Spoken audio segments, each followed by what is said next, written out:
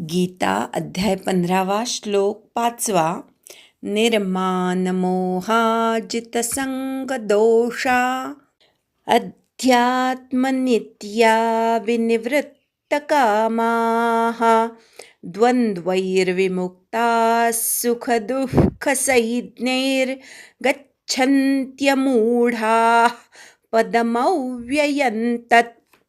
निर्मानमोहा नीवर आघात, जितसंग दोषा अध्यात्मनित्या अवर आघात नीवर आघात, विनिवृत्त कामाहा वृत्त मधल्या वृवर आघात, द्वंद्वैर्विमुक्तास द्ववर आघात मूवर आघात विसर्गाचा अर्धा स, द्वंद्वैर्विमुक्तास सुख दुःख संज्ञैर दूच्या विसर्गाचा अर्धा उच्चार करायचा, संज्ञैर स नंतर यचा उच्चार करायचा, जोडाक्षर नाहीये, अनुस्वाराचा य झालाय.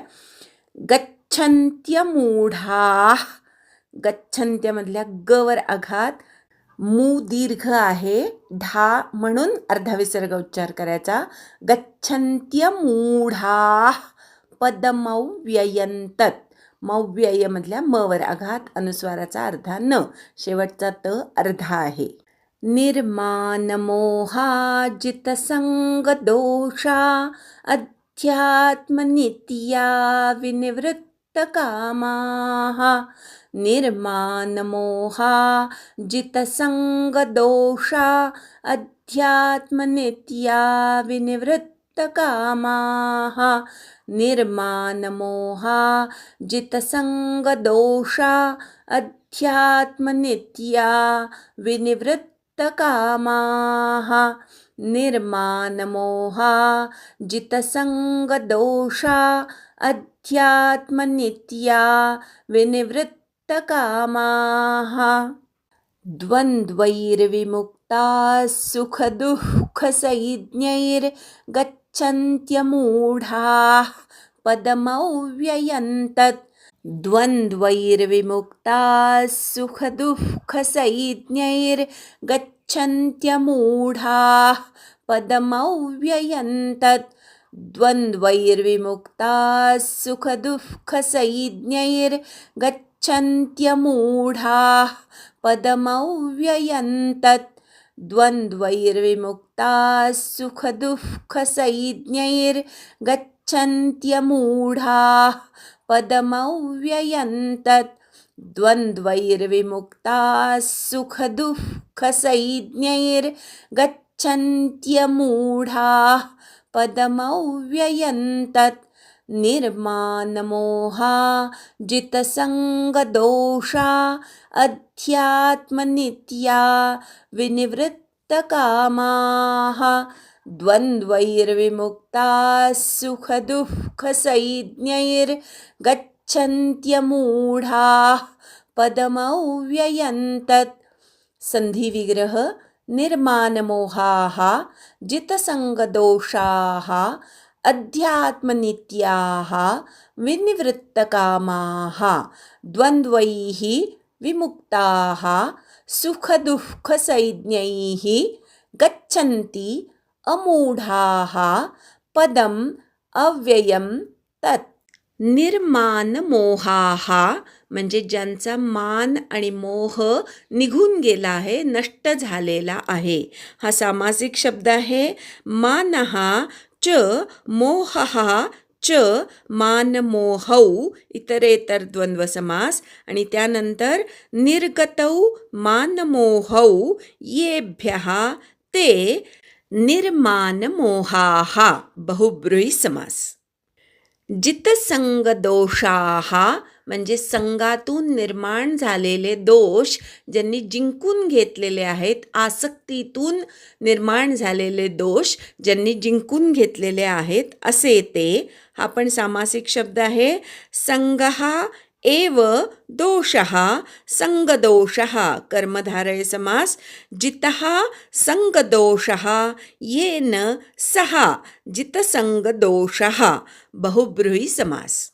अध्यात्मनित्या म्हणजे ज्यांची आत्म्याच्या ठिकाणी नित्य स्थिती आहे, ज्यांची परमात्म्याच्या ठिकाणी नित्य स्थिती आहे, परमात्म्याचं स्वरूप ज्यांना नेहमी लक्षात राहतं, नेहमी त्या परमात्म्याच्या स्वरूपाच्या ठिकाणी जे एकाग्र आहेत त्यांना म्हणायचं अध्यात्मनित्याः. हा सुद्धा सामासिक शब्द आहे. अध्यात्मं नित्यं येषां ते अध्यात्मनित्याः. बहुब्रूही समास.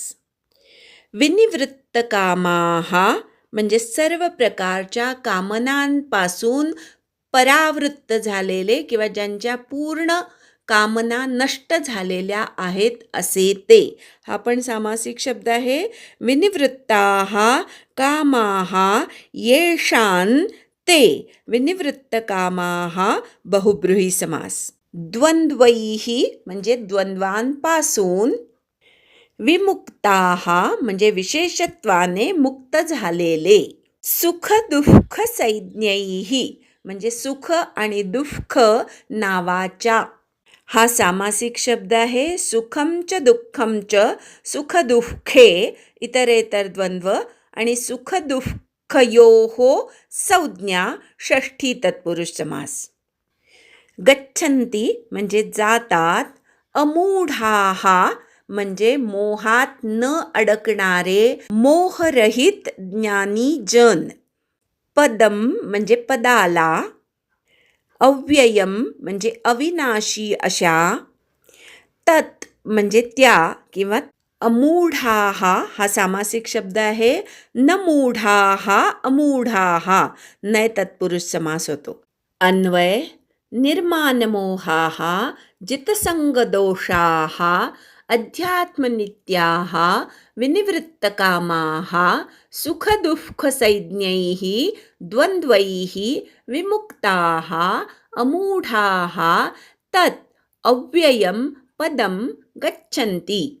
ज्यांचा मान आणि मोह नष्ट झालेला आहे, ज्यांनी आसक्तीरूपी दोषाला जिंकलेलं आहे, ज्यांची परमात्म्याच्या स्वरूपाच्या ठिकाणी नित्यस्थिती आहे, ज्यांच्या कामना पूर्णपणे नष्ट झालेल्या आहेत, सुख दुःख नावाच्या द्वंद्वातून जे पूर्णपणे मुक्त झालेले आहेत, असे अमूढजन ज्ञानीजन त्या अविनाशी परमात्मपदाला प्राप्त करून घेतात किंवा परमात्मपदापर्यंत जातात.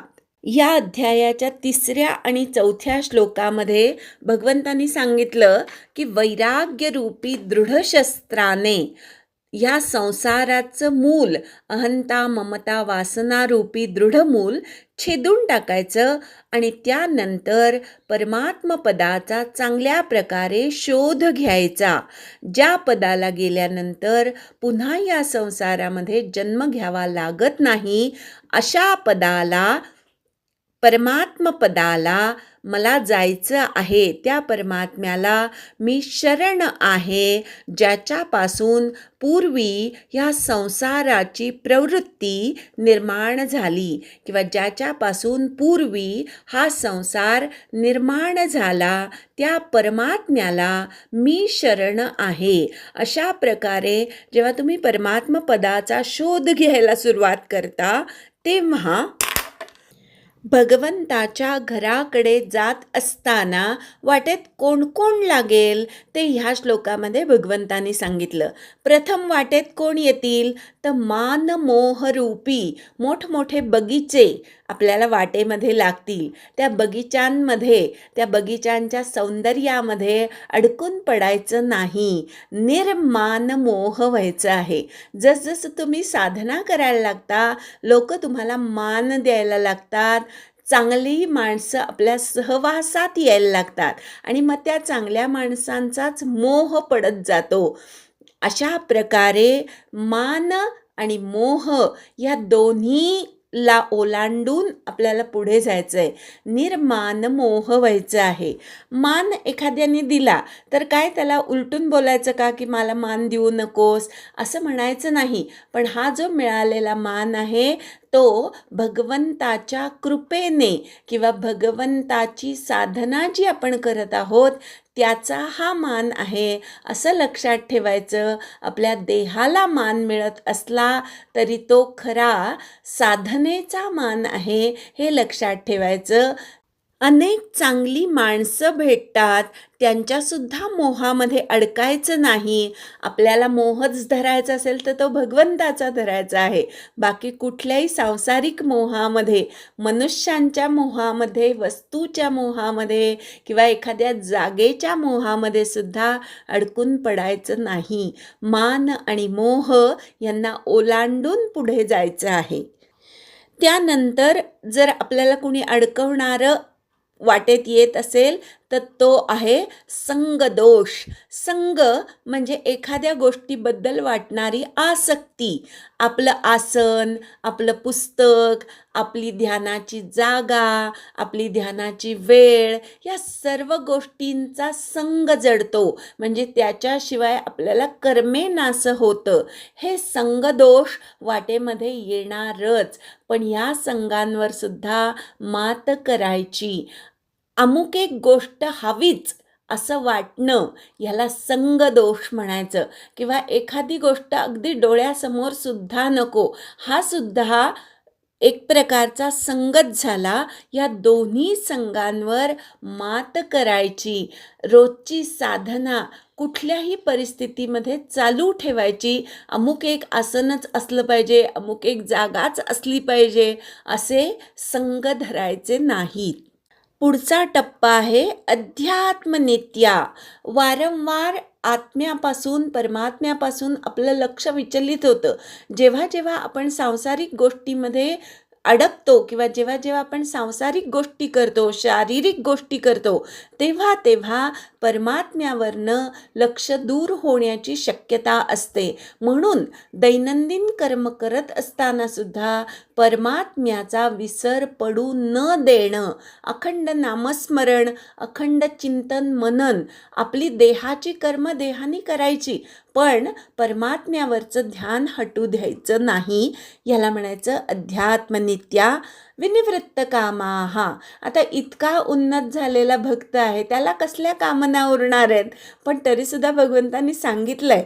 म्हणजे अशा उन्नत अवस्थेत सुद्धा काही ना काहीतरी कामना निर्माण होत असणार. त्या कामनांपासनं परावृत्त व्हायचं आहे. आता ह्या कामना कशा असतात? मला भगवंतांनी दर्शन दिलं पाहिजे, मला लवकरात लवकर मुक्ती मिळाली पाहिजे, मला अनेक प्रकारच्या सिद्धी आता प्राप्त झाल्या आहेत, मी आता श्रेष्ठ भक्त झालो आहे, मला भगवंतांनी कधीही दूर करू नये. अशा प्रकारच्या कामना अगदी ज्या उन्नत जरी असल्या तरी त्या निर्माण होतात. आणि अशा कामनांपासनं पूर्णपणे साधकांनी परावृत्त व्हायचं आहे.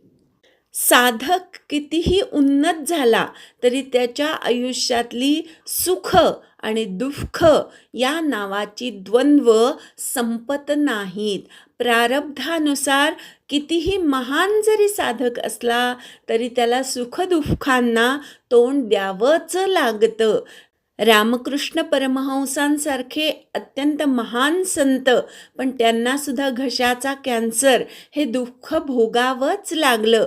त्यांनी त्यापासून परावृत्त होण्याचा प्रयत्न केला नाही.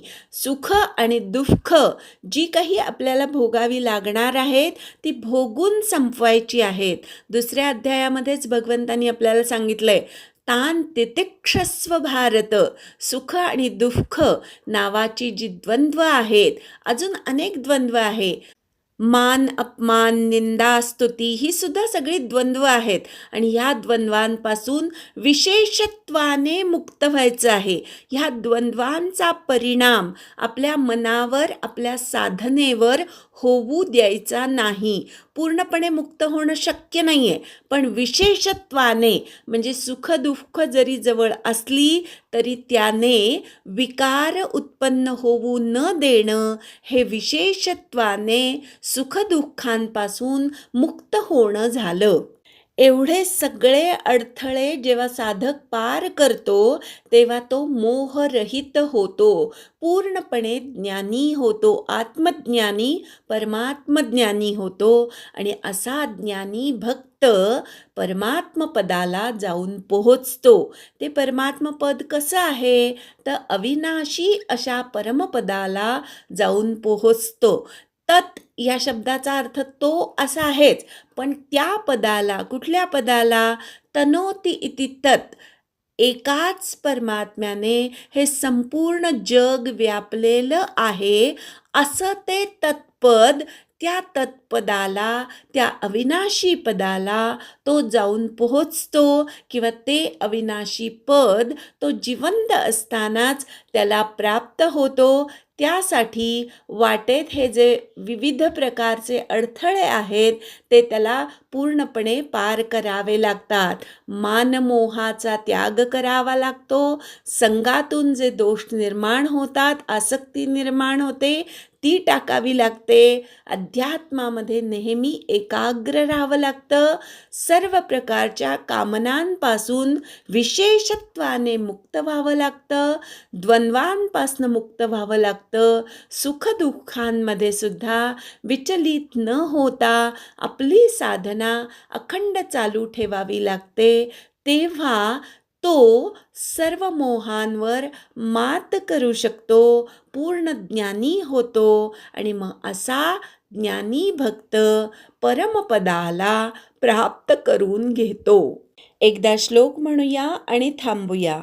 निर्माण मोहाजित संग दोषा अध्यात्मनित्या विनिवृत्त कामाः द्वन्द्वैर्विमुक्ताः सुखदुःखसंज्ञैर्गच्छन्त्यमूढाः पदमव्ययं तत्. हरि ओम तत्सत्.